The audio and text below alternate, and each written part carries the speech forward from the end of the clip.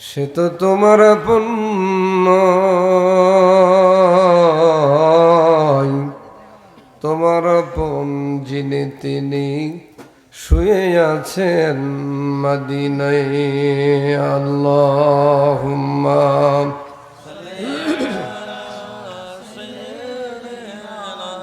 মাওলানা মুহাম্মদ ওয়া আলা আলি সাইয়্যিদিনা। জবান খুলে বলেন বালাগাল উলা বিকামালিহি কাশাফাদ দুজা বিজামালিহি হাসনাত জামিউ খিসালিহি সাল্লু আলাইহি ওয়া আলিহি। একটু জবান খুলে বলেন বালাগাল উলা বিকামালিহি কাশাফাদ দুজা بجماله حسنت جميع خصاله صلوا عليه وآله। زبان খুলে আমার সাথে তেলাওয়াত করুন আউযু বিল্লাহি মিনাশ শাইতানির রাজিম। বিসমিল্লাহির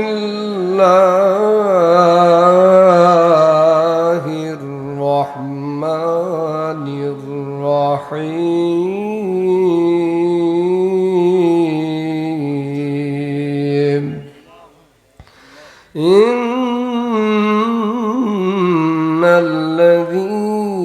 ইন্নাল্লাযীনা ক্বালু রাব্বুনা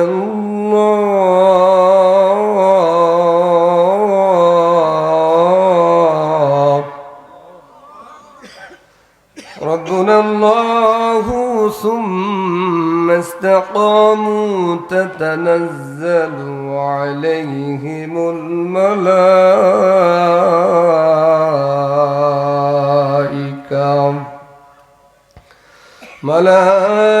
ملائكة ألا تخافوا ولا تحزنوا وأبشروا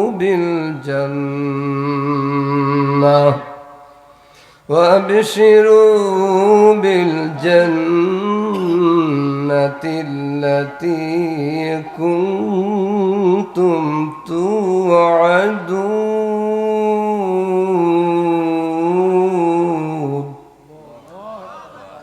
صدق الله العظيم. وقال تعالى شان في رسول الله من تشبه بقوم فهو منهم.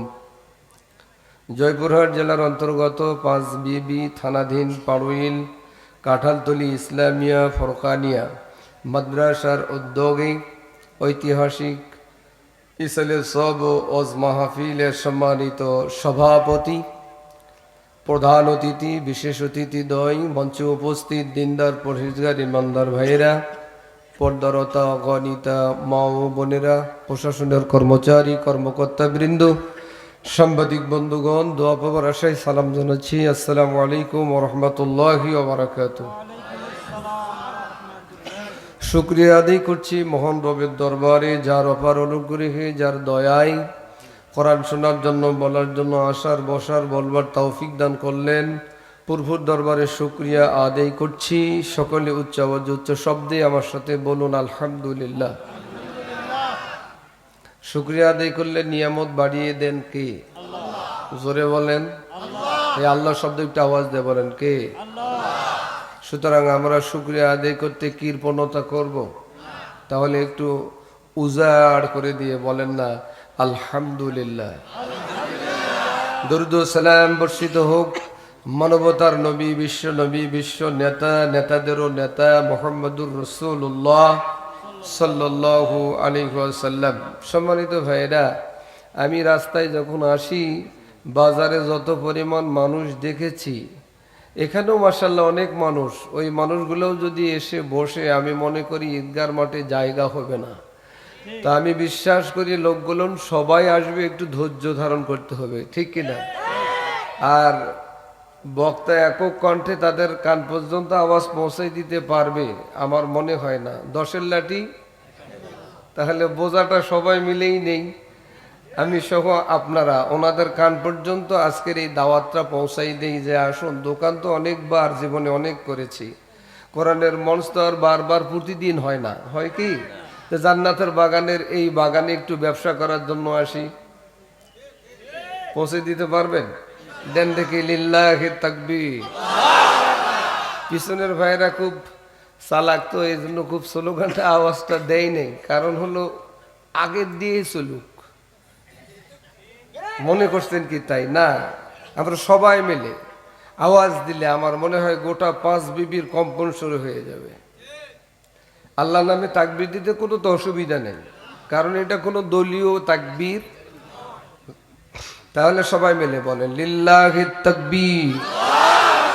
আল কোরআনের আলো, আল হাদিসের আলো, কোরআন সুন্নাহ যেখানে থাকবেন তো আল্লাহ কবুল করুন। এখন সময় প্রায় 11টা বেজে 10 মিনিট, মোটামুটি 12টা পর্যন্ত আলোচনা করলেই যথেষ্ট।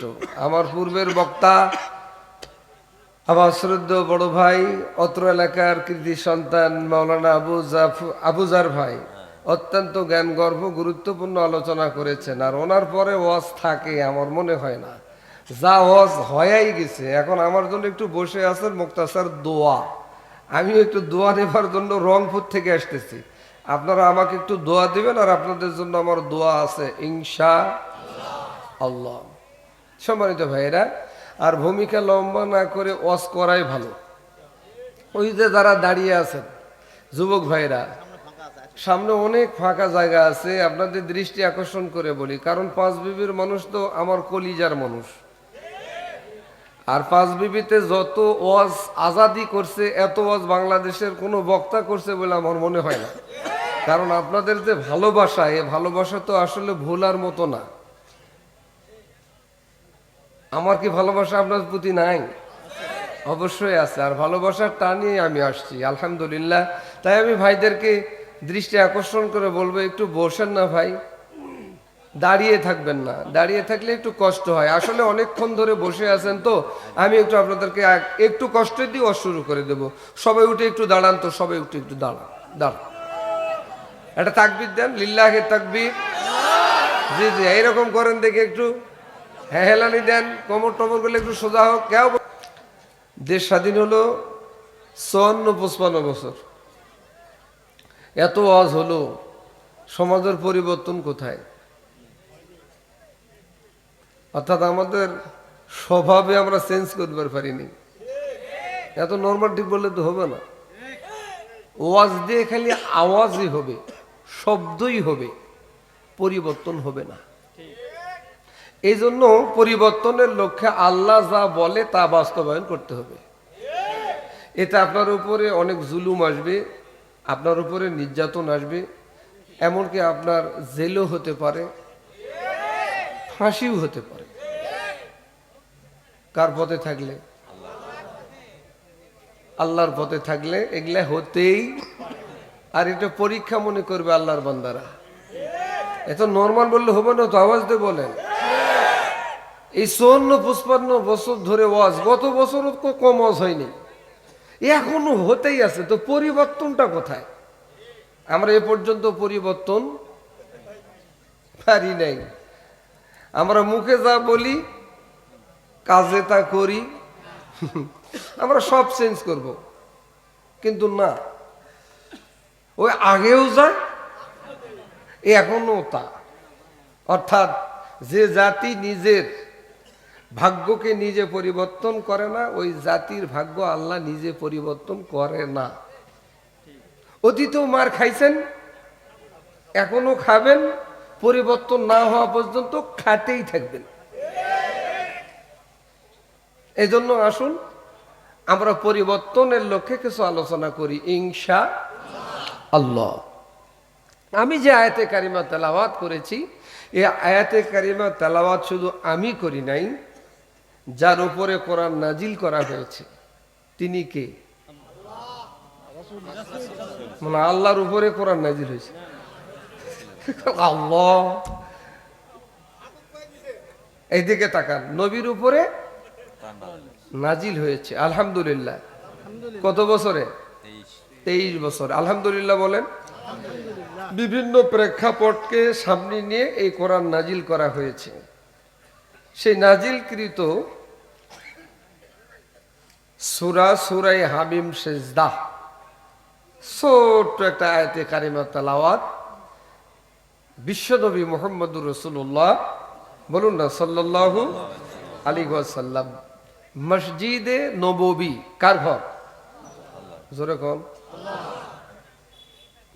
আমি আপনাদেরকে একটা কোশ্চেন করি, এই পাড়ুইল না এটা পাড়ুইল? এখানে একটা মসজিদ আছে, এই গ্রামে ঘর বসত করে কয়টা? আনুমানিক 50টা, 200। আচ্ছা, আমি আপনাদের কাছে কোশ্চেন করতে চাই, এই 200 মানুষকে মুসলমান না হিন্দু? নামাজে যখন আমরা যাই শুক্রবার থেকে নিয়ে অন্য অন্য ওয়াক্ত, এই 200 ঘরে 300 পুরুষ মানুষ নাই? 300 ধরেন, এই 300 মানুষ কি মসজিদও যায়? আমরা রমজান মাসে প্রথম তারাবি যেদিন পড়বো, জুতা রাখবো কোথায়? ইমাম আর মুয়াজ্জিন, জায়গা পাওয়া যায় না। কিন্তু 10 দিন যাওয়াতে দেখা যাবে যে 10 কাতারের জায়গা 5, 15 দিন গেলে 2.5, 27 তারিখে 1.5, 30 তারিখে 3 মানে বুঝেন তো, শুধু ওই আগের 2 মুরব্বী আর ইমাম, কথা কয় না। সম্মানিত ভাইয়েরা, আমরা এই রমজান মাস বিদায় দিলাম, এই রমজান মাস থেকে আমরা কি শিক্ষা গ্রহণ করছি? আমরা একটা রমজান থেকে যদি শিক্ষা গ্রহণ করতাম তাহলে আমি মনে করি বেশি রমজানের প্রয়োজন হতো না। একটা ঘটনা মনে হলো, ওয়াজ আমি 1 ঘন্টা করতে চাইছিলাম কিন্তু শেষ হবে না। আপনারা যা বলছেন হয়তো কাছাকাছি যাবে, থাকবেন তো? কারা কারা থাকবেন না হাত তোলেন।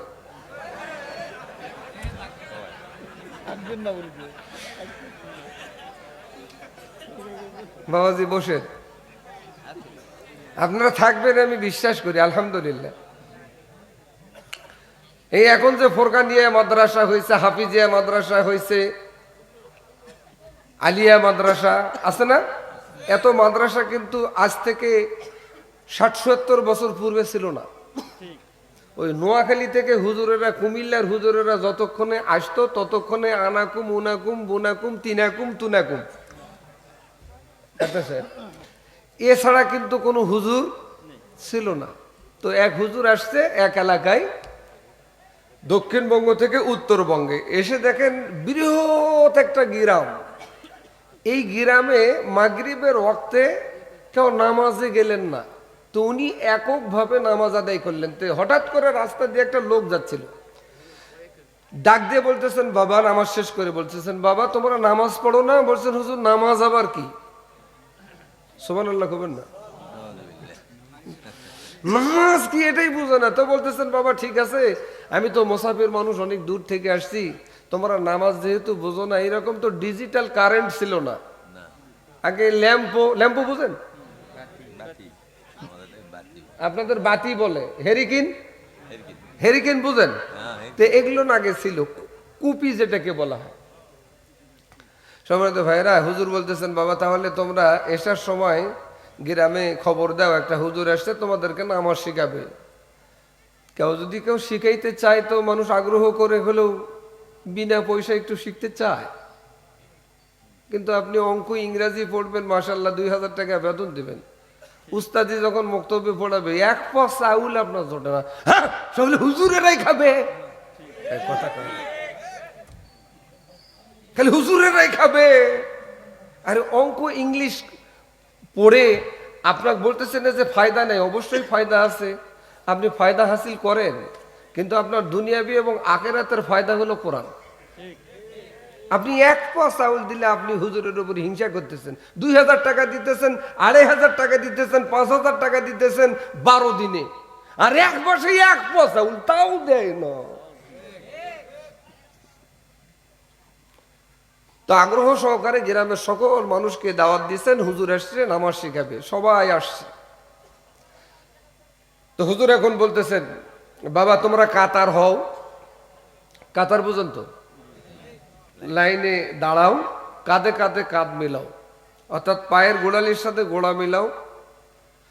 হুজুর সামনে থাকে না পিছনে? তো হুজুর আছে সামনে। সামনে এসে পূর্ব দিকে ঘুরে বলতেছেন, বাবা আমি যেমন করব তোমরাও তেমন করবা। ওকে। হুজুর এখন নামাজ শেখাচ্ছেন, ট্রেনিং দিচ্ছেন। আল্লাহু আকবার। মুসল্লিরা হুজুরের স্পিরিট এসে কয়েক গুণ স্পিরিট। আল্লাহু আকবার। হুজুর পূর্ব দিকে ঘুরে বলতেছেন, বাবা নামাজ এরকম, কথা কয় না, বলেন নামাজ এরকম। মুসল্লিরাও ঘুরে বলতেছেন, বাবা নামাজ এরকম। হাসির খোরাক দেন, এখানে শিক্ষা আছে বলে ঘটনাটা আলোচনা করছি। আপনাদের কি কষ্ট হবে? আছেন তো আপনারা? থাকবেন তো? বলেন ইনশাআল্লাহ। তো হুজুর বলছেন, বাবা নামাজ যা শিখালাম শিখালাম, সামনে রমজান। সুবহানাল্লাহ। হুজুর রমজানটা কি? বলতেছেন ফজরের পূর্বে খাইতে হয়, আবার মাগরিবের আজান দিলে ইফতার করতে হয়। এই সময়টাকে না খেয়ে থাকার নামই হলো রোজা। বাংলা ভাষায় বুঝিয়ে দিচ্ছে। পারবা? বলছেন হ্যাঁ, এইটা ব্যাপার হলো, আমরা মুসলমান পারি না এমন কিছু না। পারবো না মানে? এই রমজানে অনেক কথা আছে যেগুলোর কথা বললে ফজর হয়ে যাবে, তারপরেও শেষ হবে না। তার ভিতরে অন্যতম তারাবির নামাজ যদি কেউ জামাতের সহিত পড়ে, একটা বাচ্চা সন্তান আজকেই ভূমিষ্ঠ হলো, জন্মগ্রহণ করলো, তার যেমন গুনাহ থাকে না। সুবহানাল্লাহ বলবেন। তারাবির নামাজ যদি কেউ ইমামের পিছনে আদায় করতে পারে, তারও জীবনে কোনো গুনাহ থাকে না। তো নিশ্চয়ই যারা আমরা তারাবির নামাজ পড়েছি, আমাদের গুনাহ আল্লাহ মাফ করেছেন। যারা পড়েন নাই, মাপ নিতে আমরা পারি। এটা আমাদের বদনসিব, কপাল খারাপ। তো বলছেন, বাবা আমি তো দীর্ঘদিন ধরে তোমাদের এখানে এসে খেদমত করছি, তো তারাবির নামাজ হবে, তোমার তারাবি পড়িও, 2-4টা তারাবি যাবার পরে আমি আবার বাড়ি থেকে আবার এসে তোমাদেরকে তারাবি পড়াবো, রোজাও তোমরা করিও। ঠিক আছে হুজুর, আপনি জান, আমরা মোটামুটি ভাবে তারাবির নামাজ পড়বো, রোজাও রাখবো। হুজুর চলে গেছেন গ্রামের যিনি মন্ডল মাতব্বর, দেওয়ানি। দেওয়ানি বুঝেন? দেওয়ানি কাক বলেন বলেন তো? মন্ডল মন্ডল নয়, আনে জোরে সুত্তে দিবেন ওই দেওয়ানি। আপনি বাইরে থেকে যে কোথাও থেকে নিয়ে এসে দিবেন, ওই হলো দেওয়ানি। গ্রামের সকল মানুষদেরকে ডাক দিয়ে বলতেছেন, হুজুর যে নামাজ শেখালো, যে কষ্ট, আবার না খেয়ে থাকা এটা আরো কষ্ট, আবার তারাবি পড়া আরো কষ্ট, কি করা যায়? বলছেন মন্ডল আপনিই বলেন। বলছেন যার যাতে আছে তাই নিয়ে তোমরা রাস্তায় দাঁড়িয়ে যাও, যাতে করে রমজান আমাদের গ্রামে ঢুক পারে না পারে। সুবহানাল্লাহ কবেন না? সম্মানিত ভাইরা, রমজান নামে এক লোক হাতির পিঠে চড়ে ওনাদের গ্রামে ঢুকে পাড়ুইলে আসবে। মারহাবা। কোনো কথা নাই। গ্রামের সমস্ত মানুষ, ওই মন্ডল বলছে যার যা আছে হাতত লাঠি সোটা নিয়ে ডাং মারতে মারতে শেষ পর্যন্ত রমজান বলতেছে, ভাই মারেন কেন? বলছেন তুই ঢুকলেই না খেয়ে থাকবার লাগবে। বলছে রাস্তা চেঞ্জ করি, তারপরে যদি চেঞ্জ করে ঢুকিস তারপরে। এই জন্য মারতে মারতে মেরে ফেলছে, শেষ পর্যন্ত ওই হাতিও মারছে, রমজানও মারছে। হুজুর 3 দিন পরে আসে, দেখে কেমন রোজা নাই, অনেকেই বিড়ি খায়। আমাদের এলাকার তো বিড়ি খাওয়া লোক কম আছে, এখনো কোমরও হাত দিলে 2-1 পাওয়া যাবে। কথা কয় না? বিড়ি খাওয়া মানুষটা আমাদের কাতর দাঁড়ালে মনে হয় নিয়ত সারে গেল কয়েকটা। যারা ঠিক বলে না এরা খায়। জোরে কোন, আরো জোরে, আরো জোরে, এই মদ-মাদকতা, বিড়ি, তামাকের বিরুদ্ধে বাংলাদেশে কমজ হয় নাই। আল্লামা দেলোয়ার হোসেন সাঈদী সহ বাংলাদেশের অসংখ্য আলেম ওলামারা বয়ান বক্তৃতা করেছেন, এরপরও তামাকের ফ্যাক্টরি বন্ধ হয় নাই। বক্তৃতা দিয়ে তামাক, মদ-মাদকতার ফ্যাক্টরি বন্ধ করা সম্ভব নয় যদি অরিজিনাল জায়গা থেকে আইন করে বন্ধ করা না হয়। কিন্তু আমরা শুধু ক্ষমতায় যাবার জন্য যা বলি বলতে হ্যাঁ করবো, যাবার পরে আর একটাও করি না। এটা ধোঁকা ছাড়া জাতির সাথে আর কিছু না। ধোঁকাবাজরা অতীতেও থাকবার পারে নাই, যারা ধোঁকা দিবে আগামীতে তারাও থাকতে পারবে না।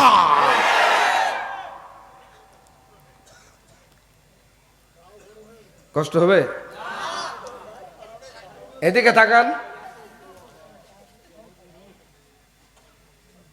আমি দলীয় কোনো এজেন্ডা এবং বক্তৃতা দেওয়ার জন্য আসি নাই। যা হক কথা, সত্য কথা সাবলীল ভাষায় বলবো, কিন্তু কোনো দলের নেতা কর্মী গালাবো না। আমরাই তো এখন না একটু ভাগ হয়েছি, তো গালি গালাদের কি আছে? ভুল হবে, একটু সংশোধনমূলক কথা হবে। অতীতে 17 বছর অনেক জ্বালা যন্ত্রণা নির্যাতন সহ্য করছি। আমরাই যদি আবার গাওত পড়ে আমরাই গন্ডগোল করি, এটা মানুষও খারাপ বলে, এটা কথা কয় না। আরো জোরে বলেন।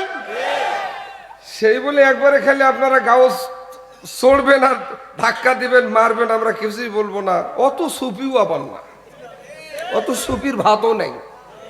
এই জন্য সংশোধনমূলক যেগুলো সেগুলো অবশ্যই বলা দরকার। এতে যদি কারো গাও জ্বলে, জ্বালানো উঠে, তাহলে বুঝতে হবে অতীত থেকে আপনারা শিক্ষা গ্রহণ করেন নাই। ইতিহাস থেকে শিক্ষা গ্রহণ করতে হবে প্রত্যেক জাতিকে। আর যে জাতি ইতিহাস থেকে শিক্ষা গ্রহণ করে না, ও জাতির কপালত আরো দুঃখ আছে। তো হুজুর এসে বলছেন, বাবা তোমরা রোজা নাই? বলেন হুজুর বিশ্বাস করেন আর না করেন, আমার রমজান ঢুক পেরে দেয়নি। হুজুর তো অবাক, কিভাবে ঢুকতে দিলেন না? ঘটনাটা বললো, যা দেখেন রমজান আর রমজান হাতি পড়ে আছে। হুজুর কি এই শিক্ষা দিবার জন্য বলছিল? তো রমজান আমাদের মাস থেকে প্রতি বছর অনেকে 60টা রোজা পাইছেন, অনেকে 30টা রোজা পাইছেন, অনেকে 76টা পর্যন্ত রোজা করছেন, অর্থাৎ 76 বছর হায়াত পাইছেন। এরপরেও আমরা পরিবর্তন হতে পারি, কারণ রমজান থেকে আমরা শিক্ষা গ্রহণ করতে পারি, দরকার ছিল। কথা বলেন ঠিক কিনা? এই জন্য বয়ান বক্তৃতা করে সবকিছু করা সম্ভব নয়। কাজে বাস্তবায়ন করতে গেলে সবচাইতে বড় শক্তি হলো রাষ্ট্রীয় শক্তি। এই শক্তিটাকেও কাজে লাগাইতে হবে। আসুন, সেই নবী মুহাম্মদ রাসূলুল্লাহ সাল্লাল্লাহু আলাইহি সাল্লাম মসজিদে নববীতে আল্লাহর ঘরে আয়াতে কারিমা তেলাওয়াত করছেন 25 জন সাহাবীদের সামনে। সুবহানাল্লাহ বলবেন না? এই আমার সামনে তো আপনারা হাজারো মানুষ, আর নবীর সামনে কত মানুষ? আয়াতে কারিমা তেলাওয়াত করছেন, নবীজি আমার সাথে তেলাওয়াত করেন, আউযু বিল্লাহি মিনাশ শাইতানির রাজীম, বিসমিল্লাহির রহমানির রহিম,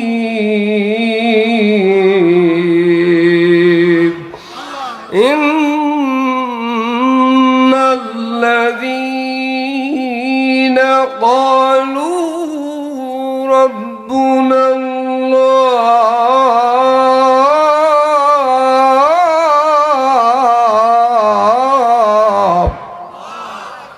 ربنا الله ثم استقاموا تتنزل عليهم الملائكة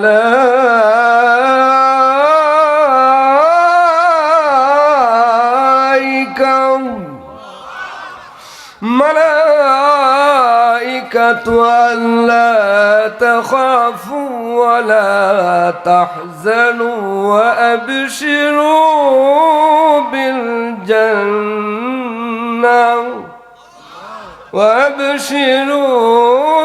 بالجنة التي كنتم توعدون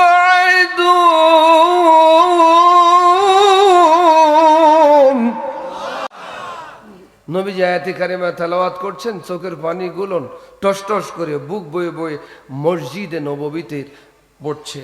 সাহাবীদেরকে জিজ্ঞাসা করলেন, আমি যে আয়াতে কারিমা তেলাওয়াত করছি, তোমরা কি আয়াতের অর্থ জানো? এক সাহাবী বললেন, ইয়া রাসূলুল্লাহ, আপনি যদি অনুমতি দেন এই আয়াতের অর্থের সাথে মক্কার একটা ঘটনার মিল আছে, আমি বলবো। নবীজি বলেন, সাহাবীরা দেরি করো না, জলদি বলো। যিনি বলতে চাইলেন তিনি তখন নন মুসলিম, মুসলমান হন নাই। বলছেন, ইয়া রাসূলুল্লাহ, আমি তখনও মুসলমান হই নাই, নন মুসলিম। আমি ওই লিডারদের সাথে ছিলাম, আবু জেহেল, উতবা, সাইবা, আবু সুফিয়ান, ওই লিডারদের সাথে আমি ছিলাম। আমি দূর থেকে আপনার এক রাজপথে লড়াকু সৈনিক উতবা, সাইবা এবং আবু জেহেল, আবু সুফিয়ান তাদের নেতৃত্বে ধরলেন। ধরার পরে মারপিট আরম্ভ করলেন। অপরাধ একটা, হুকুমদাতাকে, জোরে বলেন, আইনদাতাকে, বিধানদাতাকে।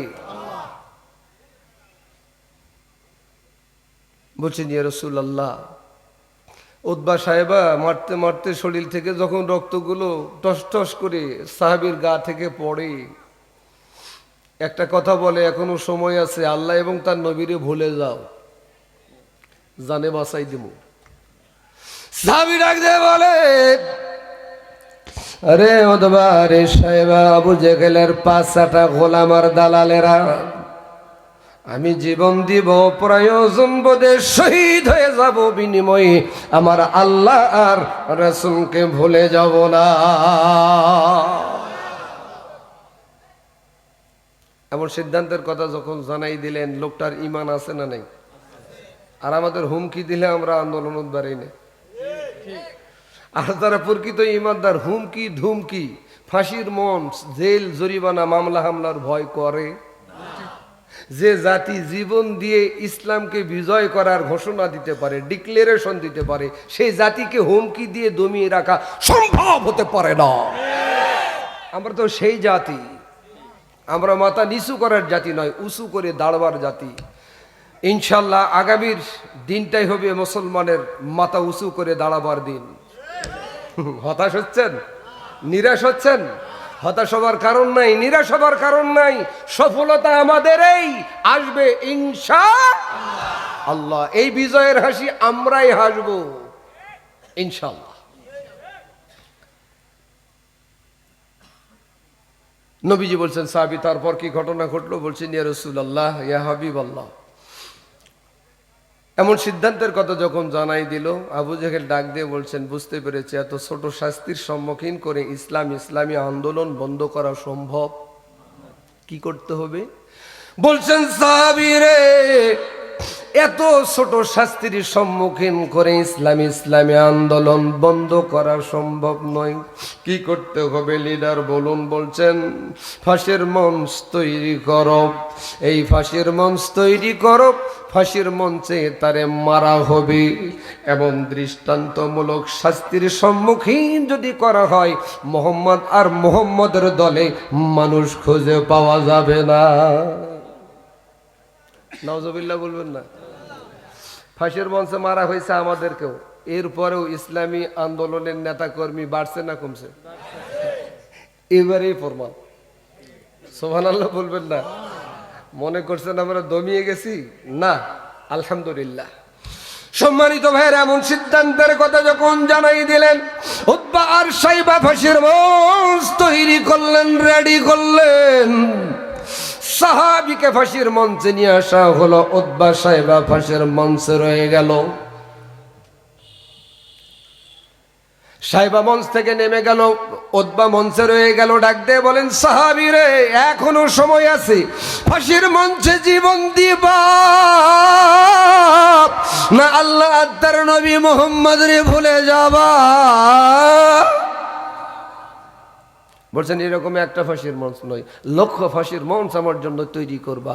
1,00,000 বার যদি আমার আল্লাহ আমারে হায়াত দেয়, 1,00,000 বার ফাঁসির মঞ্চে জীবন দেব। বাতিলের কাছে, বাতিল সরকারের কাছে মাথা নত হবে না, করব না। এটা তামান্না তো শহীদের তামান্না।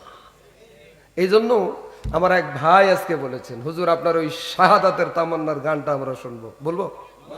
শাহাদাতের, আমার সাথে বলতে হবে, বলেন। শাহাদাতের তামান্না হৃদয়ে যাদের, কিসের তাদের ভয়, নেই কোনো শক্তি পৃথিবীর বুকে ঠেকায় তাদের জয়।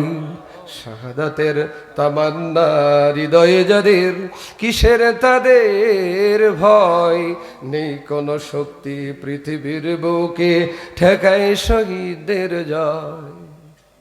খোদার আইন, আল্লাহর আইন কায়েম ভবে যারা সংগঠিত হয়, আসবে দেশে তাদের দ্বারাই, আসবে দেশে তাদের দ্বারাই ইসলামের বিজয়, ইসলামের বিজয়।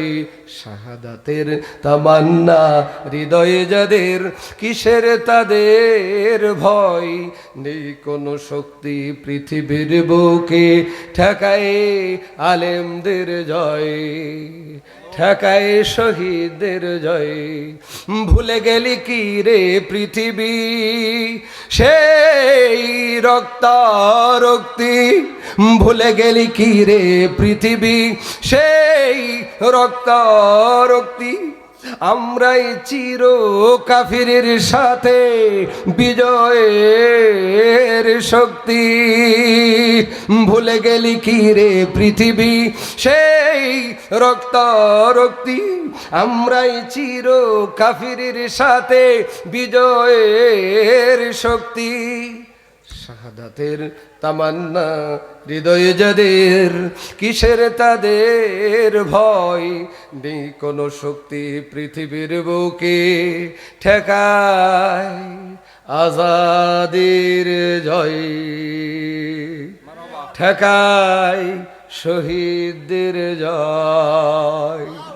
লিল্লাহে তাকবীর। এমন সিদ্ধান্তের কথা যখন জানাই দিলেন, উতবা সাহেবারে ডাক দিয়ে বলতেছেন, বলে কি ভাই সাহেবারে, ধারালো অস্ত্রটা হাতে দে। ধারালো অস্ত্রটা হাতে নিলেন, বর্ণনাকারী বলেন, ইয়া রাসূলুল্লাহ, ইয়া হাবিবাল্লাহ,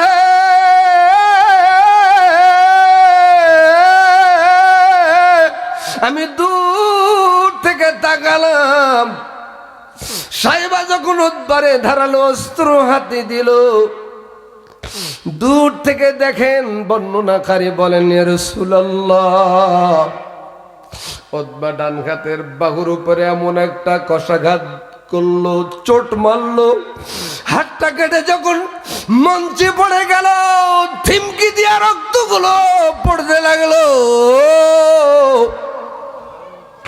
বর্ণনাকারী বলেন, ইয়া রাসূলুল্লাহ, ইয়া হাবিবাল্লাহ,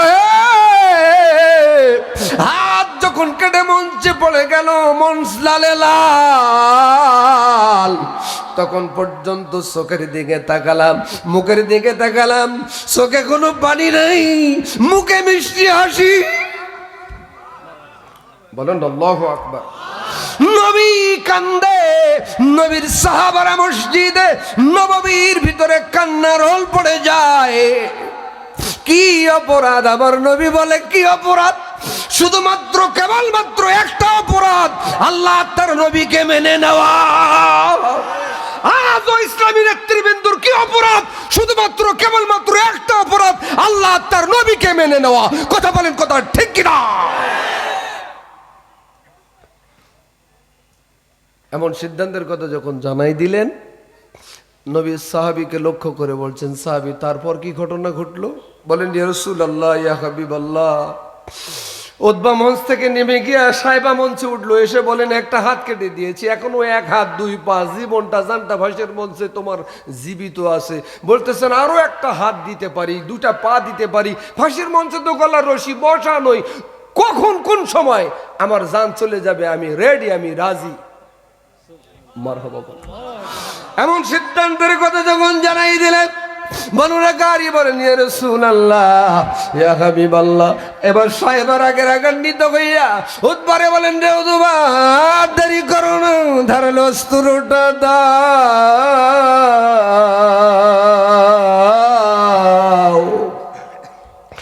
ধারালো অস্ত্র হাতে নিয়ে বর্ণনাকারী বলেন ইয়া রাসূলুল্লাহ, বাম হাতের বাহুর উপরে একটা আঘাত করলেন, হাতটা কেটে যখন মঞ্চে পড়ে গেল, থিমকি দিয়া রক্তগুলো বেরোইতে লাগলো।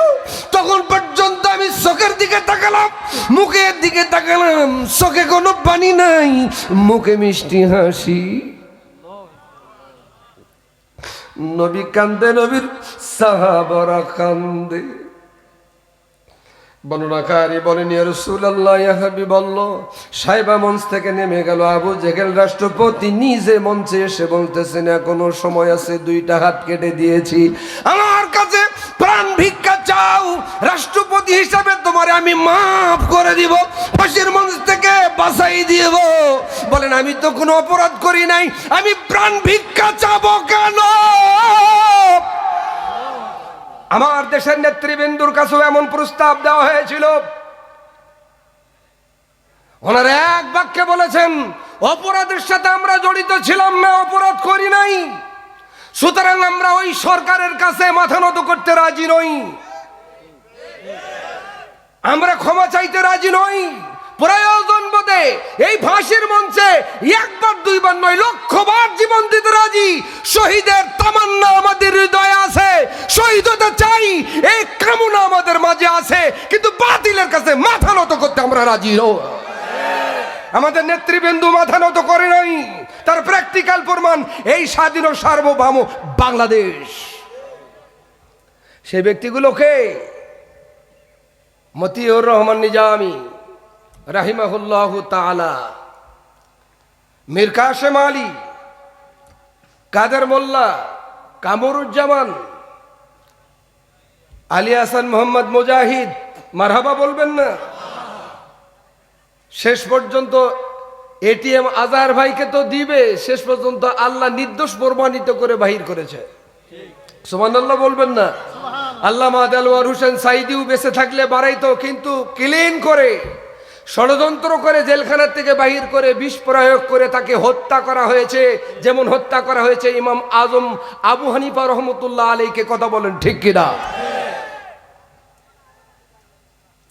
প্রধান উপদেষ্টা আমাদের ডক্টর ইউনূস যখন ছিলেন, সে সময় ওই অপরাধী ডাক্তারকে গ্রেফতার করতে পারেন নাই। আমরা এখন বলবো, বিএনপি সরকার এবং জামাত সরকার মিলে রাষ্ট্র পরিচালনা করছেন। কথা বলেন।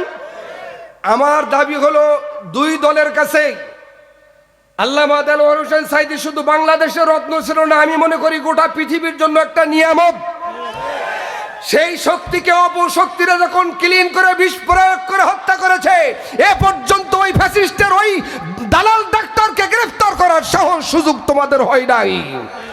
আজ পর্যন্ত, এখন পর্যন্ত গ্রেফতার করতে পারেন নাই। অনতিবিলম্বে আপনারা গ্রেফতার করুন, আইনের আওতায় আনুন, বাইতুল মোকাররমের সামনে ফাঁসির মঞ্চ তৈরি করে ওই ডাক্তার সহ ইন্ধন দাদাদেরকে ফাঁসির মঞ্চে লটকাইয়া ফাঁসিতে ঝুলন্ত অবস্থায় মারো। তাহলে যদি করা হয়, আমরা দায়িত্বহীন কণ্ঠে ঘোষণা করে বলে দিতে চাই, বাংলাদেশের মানুষ তাওহীদপন্থী মুসলমান। কথা বলেন ঠিক কিনা? জীবন দিতে রাজি, ফাঁসির মঞ্চে যেতে রাজি, বাতিলের কাছে মাথা নত করতে রাজি নই। এই ডাক আসতে পারে, কাপড়ের কাপড় পরে মাঠে ময়দানে আর একবার জুলাই বিপ্লবের মতন যুদ্ধের ডাক আসতে পারে যাবার জন্য। কারা কারা রাজি আছো? 2 হাত তুলে আল্লাহকে ডাক দাও।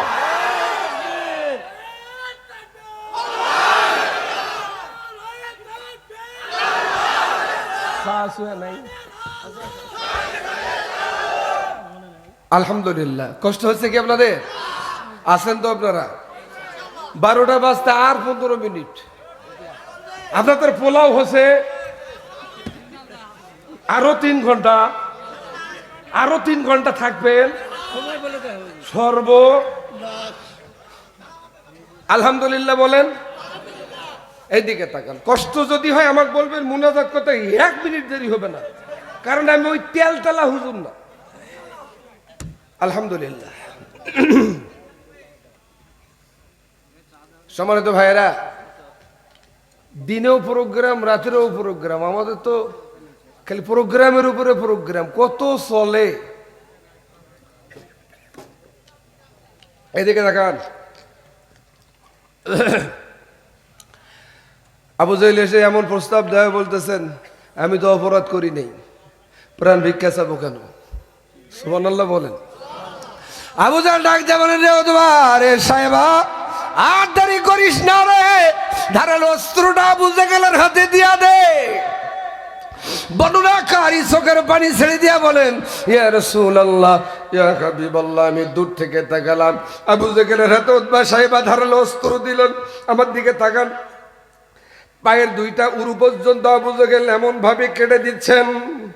বর্ণনাকারী বলেন, ইয়া রাসূলুল্লাহ, পায়ের উরুতে যখন আঘাত করলেন, একটা উরু যখন কেটে মঞ্চে পড়ে গেল, দ্বিতীয় উরুতে যখন অস্ত্রটা লাগাইল, দ্বিতীয় উরুটাও যখন পড়ে গেল, থিমকি দিয়া রক্ত গুলো বেরোতে লাগল।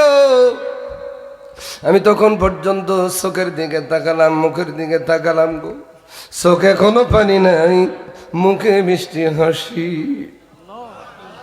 বর্ণনাকারী বলেন, ইয়া রাসূলুল্লাহ, আমি যখন তাকাইলাম দূর থেকে, ফাঁসির মঞ্চের রশি যখন গলায় মাথা থেকে কোমর পর্যন্ত রশিতে ভর করে আছে, গলা রশিটা যখন গলায় কিটকিট করে বসতে আরম্ভ করলো, আমি দূর থেকে তাকালাম, আমার কানে একটা আওয়াজ ভেসে আসলো, ফুস্তু রব্বি রব্বাকুমুল কাবা, ফুস্তু রব্বি রব্বাকুমুল কাবা।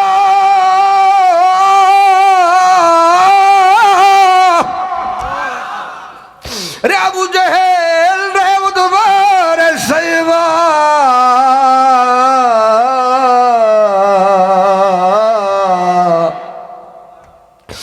ওই কাবা শরীফের মালিকের কসম করে বলি, আমার গলার রশি গলায় কিটকিট করে বসার আগে আমার জানটা আমার আল্লাহর জান্নাতে নিয়ে যাওয়া হচ্ছে। এমন দৃশ্য যখন নিজ চোখে দেখলাম, নিজ কানে যখন শুনলাম, বর্ণনাকারী বলেন, ইয়া রাসূলুল্লাহ, বাপ দাদার ধর্ম ত্যাগ করে আর বসে থাকতে পারলাম না। ওপেনে তাদের সামনে এসে ডিক্লারেশন দিলাম, আমিও বাপ দাদার ধর্ম ত্যাগ করে মোহাম্মদ আর মোহাম্মদের আল্লাহর উপর ঈমান আনলাম। লা ইলাহা ইল্লাল্লাহু মুহাম্মাদুর রাসূলুল্লাহ, লা ইলাহা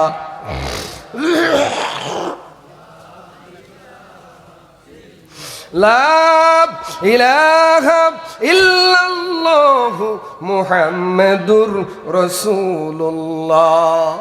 হুকুমদাতা কে? জোরে বলেন কে? আইনদাতা কে? বিধানদাতা কে?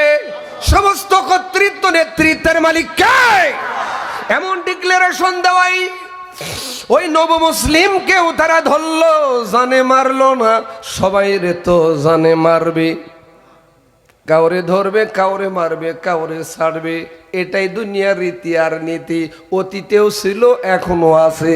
কাউরে ধরবে, কোনো আলেমদেরকে ছেড়ে দেবে, আবার এই কালমাওয়ালা কোনো আলেমদেরকে ফাঁসি দিয়ে মারবে। এমন সিদ্ধান্তের কথা যখন জানাই দিল, বর্ণনাকারী বলে, ইয়া রাসূলুল্লাহ, ইয়া হাবিবাল্লাহ, আমারেও তারা ধরলো, জানে মারলো না, কিন্তু আমার কোশ্চেন হলো, হাত কেটে দিল, পা কেটে দিল, গলা রশি যখন গলায় কিটকিট করে বসে, আমি চেহারার দিকে দূর থেকে তাকালাম, চোখের দিকে, মুখের দিকে, সে পর্যন্ত কোনো চোখে পানি নেই, মুখে মিষ্টি হাসি। ইয়া রাসূলুল্লাহ, ইয়া হাবিবাল্লাহ, এর কারণ কি আমি সাহাবী জানতে চাই। এক বাক্যে 25 জন সাহাবী মসজিদে নববীর ভিতরে বলে উঠলেন, ইয়া রাসূলুল্লাহ, আমরাও জানতে চাই। বলেন তো, সাহাবী যদি জানতে চাই, আজকের এই আলোচনার ময়দান থেকেও আপনাদেরও জানার ইচ্ছা হচ্ছে না? হচ্ছে না ভাই?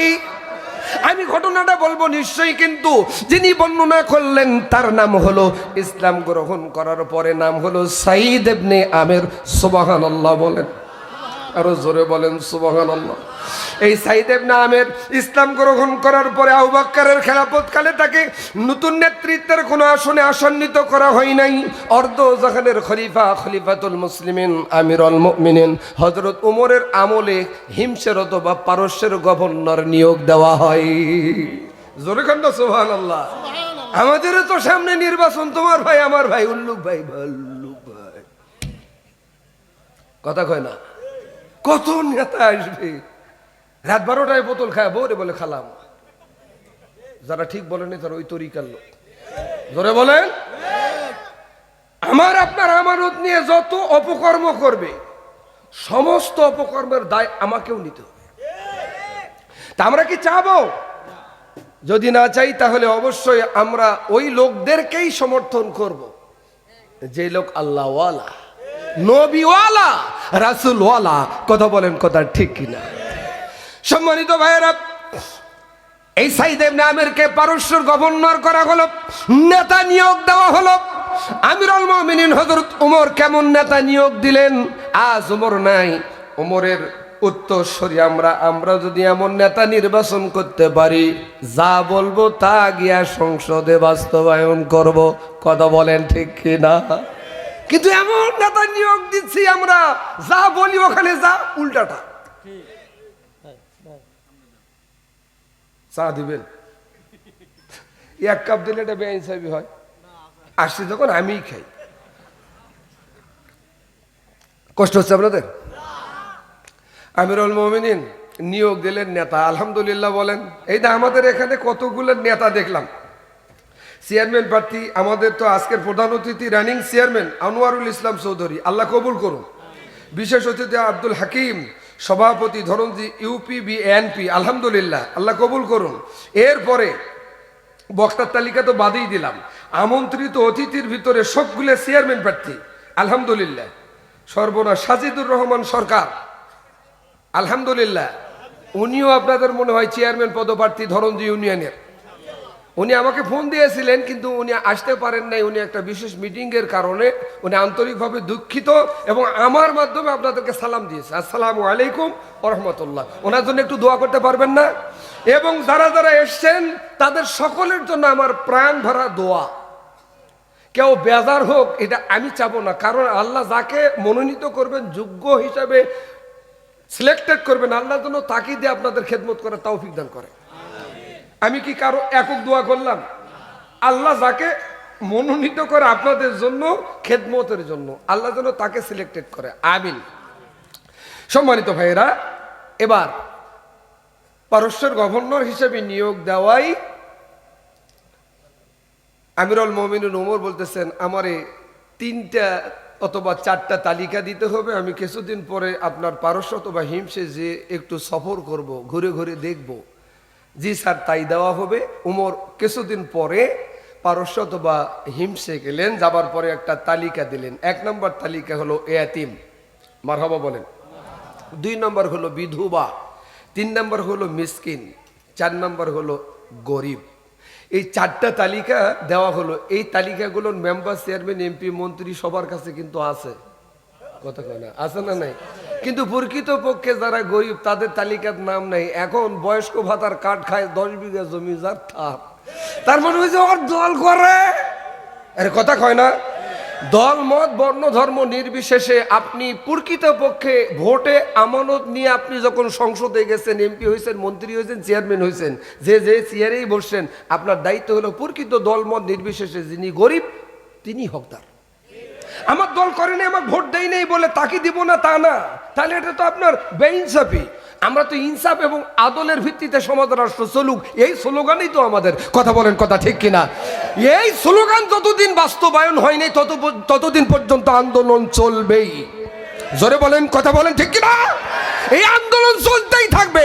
এই আন্দোলন তোমার কোনো সুযোগ সাহস কারো নাই, ইনশাআল্লাহ। এই তালিকা দেওয়াই হিমসের অথবা পারস্যের জনগণ উপস্থিত। তালিকা পড়তে পড়তে আমিরুল মুমিনিন হযরত ওমর দেখতে পাচ্ছেন যে গরিবদের সিরিয়ালে যিনি গভর্নর তার নাম লেখা সাইদ ইবনে আমের। ওমর ডাক দিয়ে বলেন, ও হিমিশের জনগণ, পারস্যর জনগণ, এই সাইদ ইবনে আমির কে রে? নিয়োগ দিয়েছেন, নির্বাচিত করে আমাদের মাঝে পাঠিয়ে দিয়েছেন, তিনি হলো সাইদ ইবনে আমির। এমন কথা শুনে ওমর ডাক দিয়ে বলেন, তিনি কি গরিব হইছে? জনগণ এক বাক্যে বললেন, গরিব হইছে না ধনী হইছে আমরা জানি না, আমাদের নেতার বিরুদ্ধে আমাদের তিনটা অভিযোগ আছে। জবাবদিহিতার জায়গা কোথায় দেখেন, শিক্ষা। আর আমরা নেতার বিরুদ্ধে কথা বললে ছোট মুখে বড় কথা, আমি চেয়ারম্যান সাহেব, আমি এমপি সাহেব, আমি মন্ত্রী সাহেব। আরে মন্ত্রী চেয়ারম্যান এমপি হলি আমার ভোটে, তুই আমাকে ধমক দেশ মানে? জবাবদিহিতার জায়গা নাই বলে এই দুর্নীতি করার সুযোগ সাহস তারা পেয়েছে। আমরা এমন একটা সমাজ রাষ্ট্র ব্যবস্থা চাই যেখানে জবাবদিহিতার জায়গা আছে। আপনারা চান না? কয়টা অভিযোগ? তিনটা অভিযোগ। এক নম্বর অভিযোগ, আমিরুল মুমিনিন আমাদের নেতা, আমাদের লিডার অফিসে আসতে দেরি করে। দুই নম্বর অভিযোগ, আমিরুল মুমিনিন আমাদের অভিযোগ, দুই নম্বর অভিযোগ, মাসের শেষে দিনের বেলা দেখা করতে চেয়েও জনগণের সঙ্গে আমাদের লিডার নেতা দেখা পর্যন্ত করে না। তিন নম্বর অভিযোগ, রাত্রের বেলায় জরুরি কাজ সারার জন্য তার বাড়িতে দরজায় লক করলে দরজা নড়াচড়া করে, কিন্তু নেতা নড়েও না, জবাবও দেয় না। বলেন তো, যার বিরুদ্ধে অভিযোগ দিয়েছে তিনি হলো অর্ধজাগানের খলিফা। বলেন তো, ওই সাইদ ইবনে আমির চাকরি থাকবে না চলে যাবে? আর আমরা হাজারো দুর্নীতি করার পরেও আমাদের চাকরি বহাল তবিয়তে থাকে। ওমরা দেরি করলেন না, বিলম্ব করলেন না, বাদী বিবাদীর কাঠগাড়ায় দাঁড় করাই দিলেন। ওমর ডাক দিয়ে বলছেন, সাইদ তোমার বিরুদ্ধে আনিত অভিযোগ তিনটা দায়ের করেছেন, জনগণ সঠিক কারণ দর্শাইতে পারলে তোমার চাকরি থাকবে, নইলে তোমার চাকরি থাকবে দন্তন্বয়কারে। হুজুর আমার বিরুদ্ধে আনিত অভিযোগ কি আমি জানতে পারি? ওমর বলছেন, জি। এক নম্বর অভিযোগ, অফিসে আসতে দেরি করো। দুই নম্বর অভিযোগ, মাসের শেষে দিনের বেলা দুপুর বেলা দেখা করতে চেয়েও জনগণের সাথে পাবলিকের সঙ্গে দেখা করো না। তিন নম্বর অভিযোগ, রাত্রের বেলায় জরুরি কাজ সারার জন্য ডাক দিলে দরজায় লক করলে দরজা নড়ে, তুমি নড়ো না, জবাবও দাও না। কথাগুলো কি সঠিক? এক বাক্যে লিডার নেতা বললেন, আমিরুল মুমিনিন আমার বিরুদ্ধে আনিত অভিযোগ একটাও মিথ্যা না, তিনটাই সঠিক। আর আমরা হাজারো দুর্নীতি করার পরে বলি না আমরা করি না। রেলের টাকা চুরি করে নিয়ে যাইতে ধরা পড়ে, তারপরে বলে আমরা করি নাই। এমন নেতা আছে না নাই? সম্মানিত ভাইরা, গভীর মনোযোগ। আমিরুল মুমিনিন ডাক দেয় বলেন, সঠিক কারণ যদি দর্শাইতে পারো তোমার চাকরি থাকবে, নইলে তোমার চাকরি থাকবে না গো। বলেন আমিরুল মুমিনিন, বলতাম না, বলতে বাধ্য হলাম। এজন্য যে জনগণ নেতার বিরুদ্ধে কুধারণা করবে বা যে মন্তব্য করবে, এজন্য বলতে বাধ্য হলাম। এক নাম্বার কারণ, অবিশ্বাসতে দেরি হওয়ার পিছনে কারণ আমি গভর্নর, আমার টাকার অভাব নাই, এ টাকা আমার নয়, জনগণের, পাবলিকের। হুজুর আমার স্ত্রী অসুস্থ, আমার ছোট্ট দুইটা ছেলে স্কুলে পাঠাই, স্ত্রীর সেবা করি, বাড়ির সাংসারিক যাবতীয় কাজকর্ম সাথে করে, আমার বাড়িতে কোনো কাজের মানুষ নাই, এজন্য আমার অফিসে আসতে দেরি হয়। ওমর আল্লাহর দরবারে এ কথা শুনে শুকরিয়া আদায় করে বলে, আল্লাহ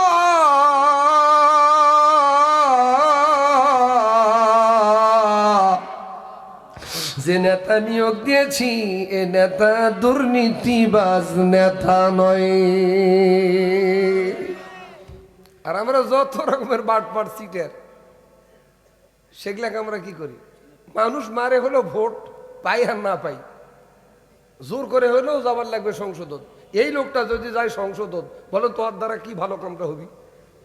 আরে কথা কয় না, কাম তো এগুলাই হচ্ছে। অতীতেও যা এখনো সেটাই যদি হয় তাহলে পরিবর্তন হওয়ার সম্ভাবনা নেই। দুই নম্বর অভিযোগ, বলতাম না, বলতে বাধ্য হলাম। আমি জনগণের সাথে, পাবলিকের সাথে দেখা করতে চাই, কিন্তু দেখা করতে পারি না। আমি গভর্নর, আমার টাকার অভাব নাই, এ টাকা আমার নয়, জনগণের, পাবলিকের। আমার গায়ের জামা সুব্বাই একটা, মাসের শেষে দিনের বেলা দুপুর বেলা ধৌত করে রোদ্রে শুকাইবার জন্য দিয়া দেই। পাবলিক জনগণ আমার সাথে দেখা করার জন্য আসে। ওই সময় বস্ত্রহীন অবস্থায় আমি আমার জনগণের সঙ্গে দেখা করতে পারি না। ওমর আল্লাহর দরবারে শুকরিয়া আদায় করে বলেন, আল্লাহ, যে নেতা নিয়োগ দিয়েছি, নির্বাচিত করে পাঠিয়ে দিয়েছি হিংসের জন্য, পারস্যের জন্য, আমার নেতা লিডার দুর্নীতিবাজ নয়। 3 নম্বর অভিযোগ, বলতাম না ওগো খলিফাতুল মুসলিমিন, আমিরুল মুমিনিন, রাত্রের বেলায় জরুরি কাজ সারার জন্য আমার বাড়ির দরজায় লক করে। আমি শুনতে পাই কিন্তু জবাব দিতে পারি না। কেন গো জবাব দিতে পারো না? বলেন, ওগো খলিফাতুল মুসলিমিন, অফিসে থাকাকালীন যতটুকুন আল্লাহকে স্মরণ করার ততটুকুন সময় করতে পারি করে, অফিস থেকে যখন ছুটি হয় বাড়ি চলে আসি, দুনিয়াবি সমস্ত কাজ বাদ দিয়ে আমি নামাজে দাঁড়িয়ে যাই। আর নামাজে দাঁড়িয়ে যখন যাই, দুনিয়াবি কাজ বাদ দিয়া নামাজে যখন দাঁড়িয়ে যাই, আমি আমার মাওলার সাথে কথা বলি।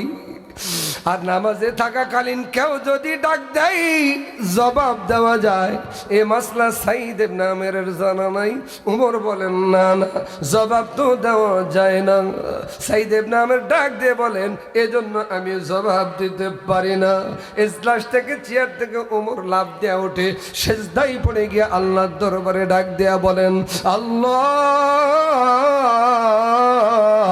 যে নেতা নিয়োগ দিয়েছি এ নেতা দুর্নীতিবাজ নেতা নই।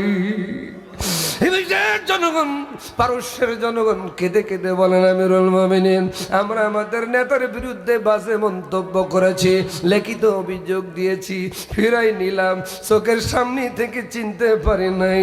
এই নেতা আমাদের বারবার দরকার। কথা বলেন, কথা ঠিক কিনা?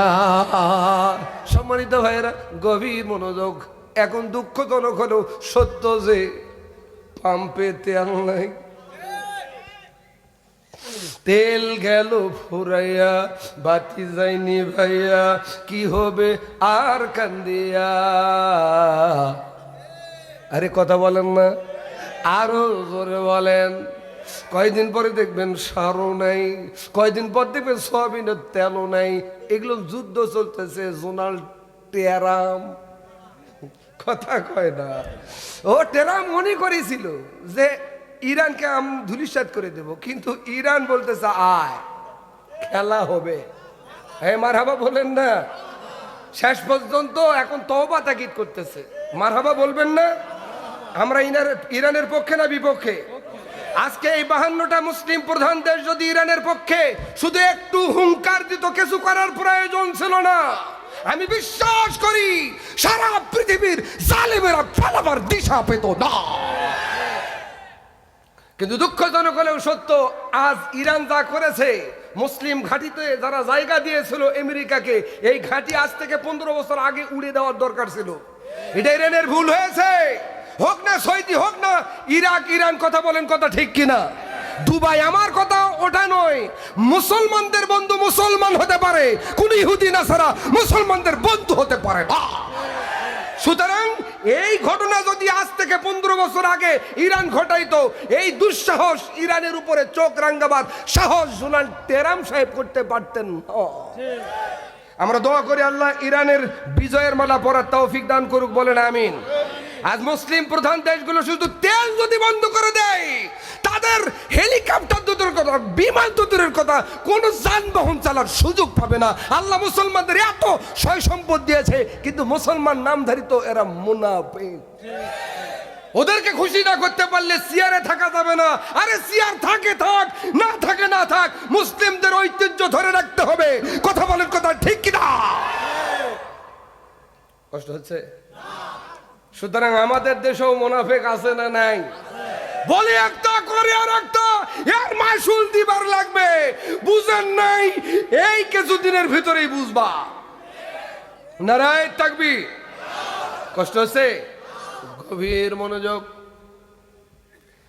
সাঈদ ইবনে আমের ডাক দিয়ে বলেন, আমিরুল মুমিনিন বলতেন না, বলতে বাধ্য হলাম। মারহাবা বলেন। জনগণ এক বাক্যে ওই নেতারা আবার চাইলেন।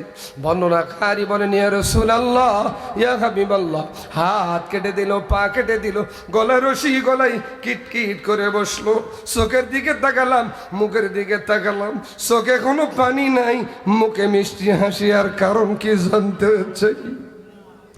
আপনারা কারা কারা জানতে চান একটু হাত তোলেন তো, তোলেন হাত, তোলেন, এরকম টনটনা করে।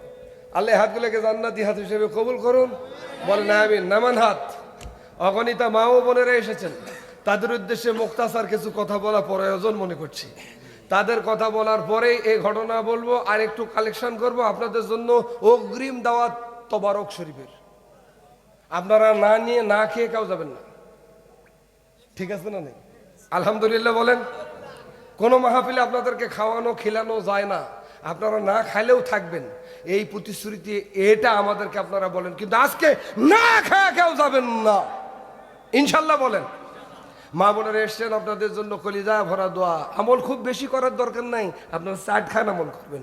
1 নম্বর আমল 5 ওয়াক্ত সালাত, 5 ওয়াক্ত নামাজ। মহিলারা পড়বে, পুরুষেরা না পড়লেও চলবে। হুকুম কার? না পড়লেও চলবে, এটা আল্লাহর হুকুম। নাউজুবিল্লাহ বলবেন না। এই নামাজের অস্ত কম করি নাই, এই জন্য প্রথমে বলেছিলাম যে জাতি তার ভাগ্যকে নিজে পরিবর্তন করে না, ওই জাতির ভাগ্য আল্লাহ নিজে পরিবর্তন করেন না। আল্লাহ বললেন, আল্লাযীনা ইম্মাক্কান্নাহুম ফিল আরদি আকামুস সালাহ ওয়া আতাউজ যাকাত ওয়া আমারু বিল মারুফ ওয়া নাহাউ আনিল মুনকার। আল্লাহু আকবার। মুসলিম সরকারের প্রধান প্রাইম মিনিস্টার যিনি হবে মুসলমান, তিনি ক্ষমতায় বসে চেয়ারে বসেই 4 দফা কর্মসূচি বাস্তবায়ন করবে। 1 নম্বর কর্মসূচি ফিল আরদি আকামুস সালাহ, নামাজের বিল পাস। এই সংসদ ভবনে, এই সংসদে কত রকমের কত কথা আইন নেওয়া হয়, কিন্তু নামাজের পার্লামেন্ট হোক এই কথা কেউ বলে না।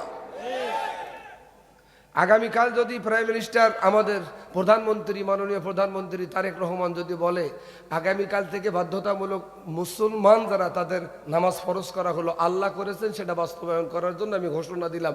যদি না পড়ে, ফজরের আযান হবে, ওই এলাকাতে চৌকিদার, পুলিশ, আপনার র্যাব যারা থাকবে, গ্রাম প্রতি 3 জন করে থাকবে। মুয়াজ্জিন আজান দিবে, মসজিদে যাবে না, 5 10টা বাড়ি 10,000 টাকা জরিমানা, 3 মাস জেল। এই ফতোয়া যদি দেয়, বলেন মসজিদ ভরে যাবে না বাড়ি মুসল্লি থাকবে? তাহলে মসজিদ ভরে যাবে। এই যে ওয়াজ এতক্ষণ ধরে আমার পূর্বের বক্তার সময় আমি 12:30টা পর্যন্ত করতেছি, এ পর্যন্ত নামাজি বাড়বে? বা খালি বক্তৃতাই হবে, বাড়বে? বাড়বে? বাড়বে না। এগুলো খালি হচ্ছে 54 বছর ধরে, কোনো কাম হয় না।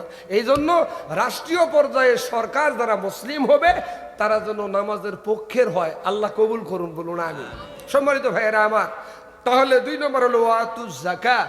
এরপর নামাজের পরে যাকাত আদায় করতে হবে। কার হুকুম? এখন আমরা যাকাত আদায় করি শাড়ি দিয়ে, লুঙ্গি দিয়ে। যাকাত যদি লুঙ্গি দিয়ে, শাড়ি দিয়ে কেউ আদায় করতে চাই, আদায় হবে না। আমি ফতোয়া দিলাম, যাকাত লুঙ্গি দিয়া, শাড়ি দিয়া আদায় হবে না।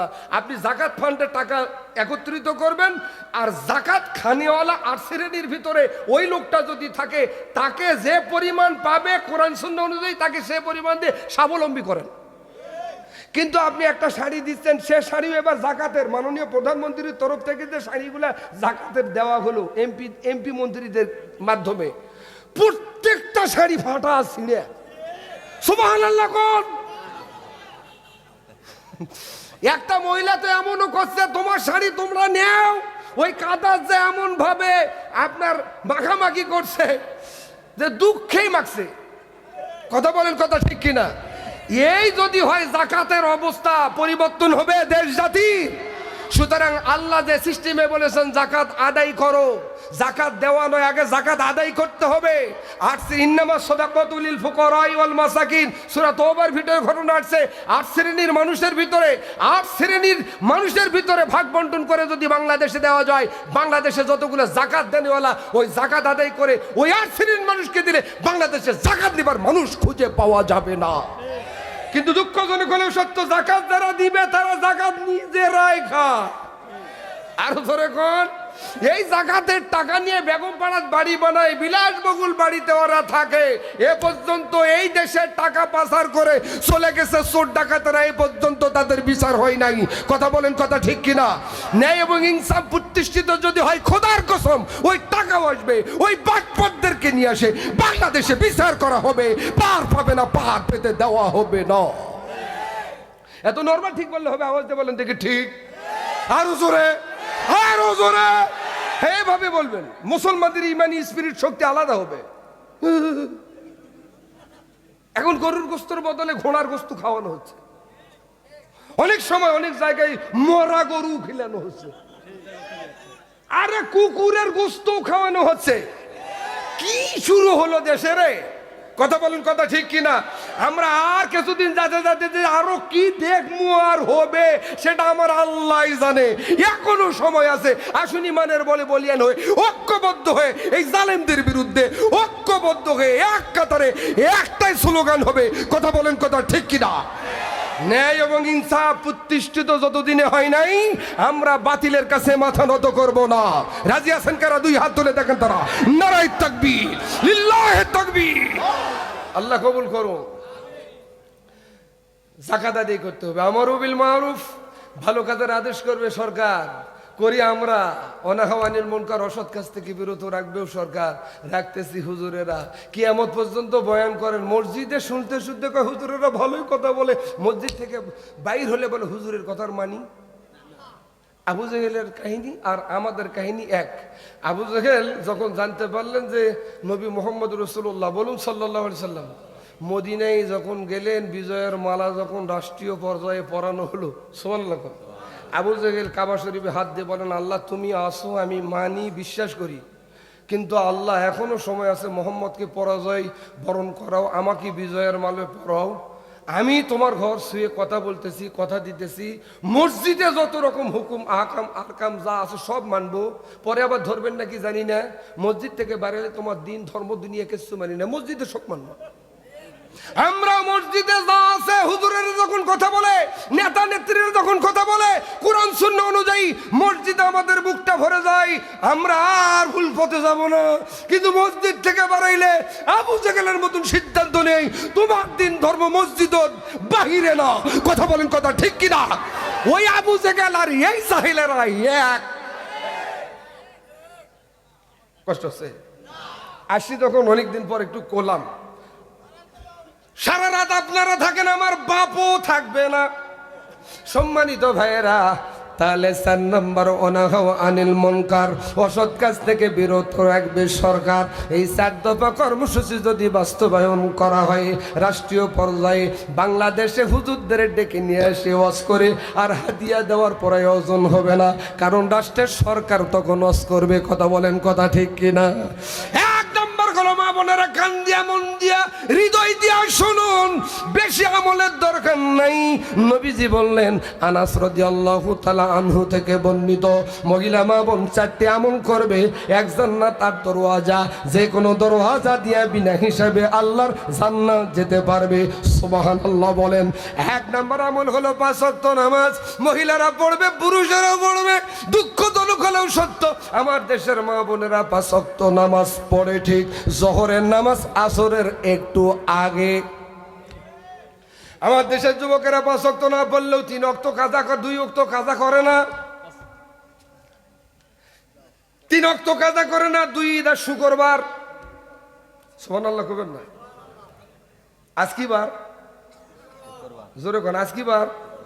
শুক্রবার। আজ কিন্তু অনেকেই কাজা করে নেই ইনশাল্লাহ। আর ঈদের দিনে দেখবেন একটা রোজাও নাই। মাশাআল্লাহ, ওর চেহারা, ওর লেবাস, ওর পাঞ্জাবি, ওর টুপি, ওর লেবাস দেখলে মনে হবে আসমান থেকে কেবল নাজিল হলো ওয়াজগুবি আলাইহিস। আরে কথা কয় না। যদি সূরা কেরাত জানতো, ইমামক ধাক্কা মারে ওরাই নামাজ পড়ালো হয়। কথা বলেন, কথা ঠিক কিনা? অথচ নবী বললেন, রোজা যারা রমজান পেল রোজা রাখলো না, তারা যেন ঈদগার মাঠত না যায়। এখন হিতে বিপরীত, রোজা একটাও করে না, আগের কাতারত ওরা, আমার চান্সই নেই, নো চান্স। ভাইর আমার 1 নম্বর হলো নামাজ। মহিলারাও পড়বে, পুরুষেরাও পড়বে। হুকুম কার? দুই নম্বর হলো রমজান মাসের রোজা। বলুন তো ভাইরা, সত্যি করে মহিলারা রোজা বেশি করে না পুরুষেরা? আমি একমত একাত্মতা ঘোষণা করছি, মহিলারা রোজা বেশি করে, মাসেরটা করে, নফল করে, সুন্নত করে।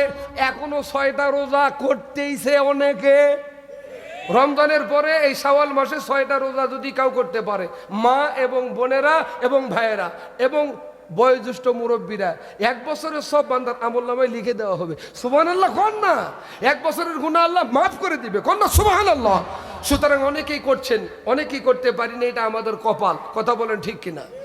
গভীর মনোযোগ। 2 নম্বর রোজা। মা বোনেরা রোজা বেশি করে না পুরুষেরা? নিশ্চয়ই মা বোনেরা রোজা বেশি করে। আমি একমত একাত্মতা ঘোষণা করলাম। আমার মা বোনেরা স্বামী অসুস্থ হলে তার জন্য নিয়ত করে রোজা করে, মাসেরটা তো করে, নফল করে, সুন্নত করে, মুহররমের করে। স্বামী অসুস্থ হলে তার জন্য 2টা নিয়ত করে।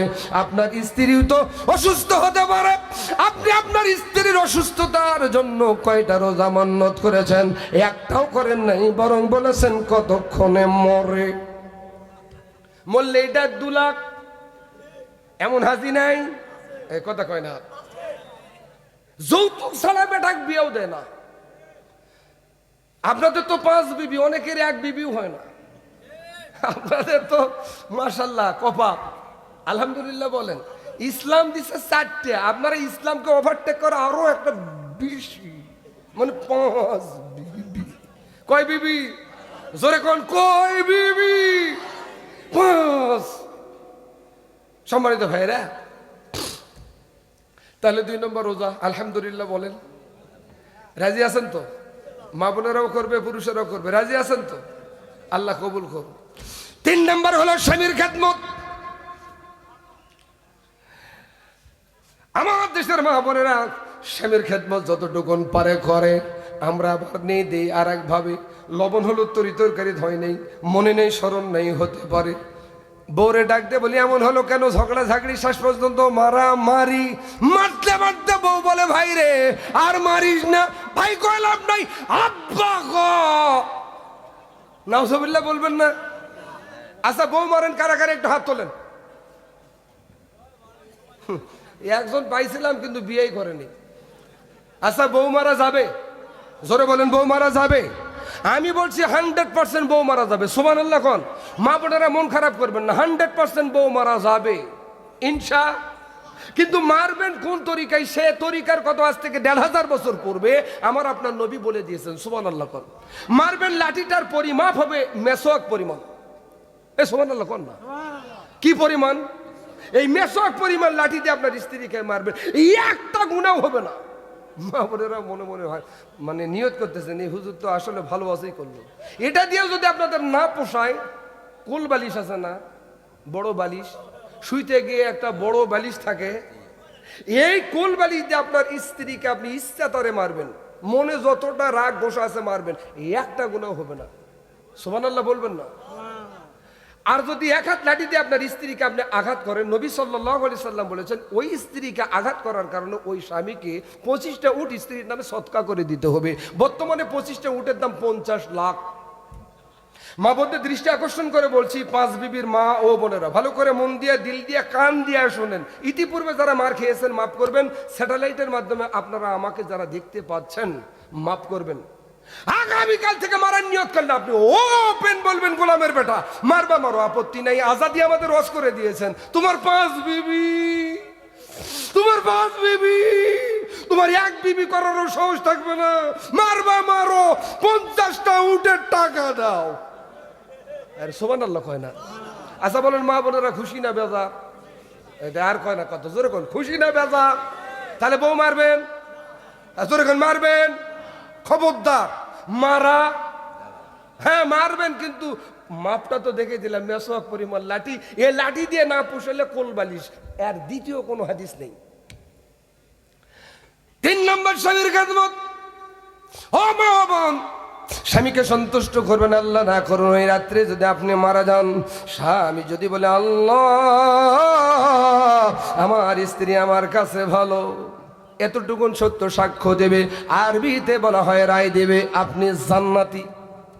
কিন্তু বর্তমানে স্ত্রী মারা যাবার পর স্বামী ভালো বলবে আমার মনে হয় না, বলবে আল্লাহ 30 বছর ঘর সংসার করছি, 1971 সালের মতো যুদ্ধ করবেন লাগছে। আরে কথা কয় না। ইরান আর ওই আমেরিকা যে যুদ্ধ করতেছে, এখন আমাদের বাংলাদেশে তেল নিয়ে তার চেয়ে বড় যুদ্ধ চলতেছে। এই যুদ্ধের যে কতদিনে অবসান হবে তা আল্লাহ ছাড়া, ডোনাল্ড ট্রাম্প ছাড়া কবার পারবে। 3 নম্বর হলো স্বামীর খেদমত। স্বামীকে দেখেছেন, হাটে গেছেন, হাট থেকে বাড়ি আসছেন, আপনার স্বামীরে আপনি লম্বা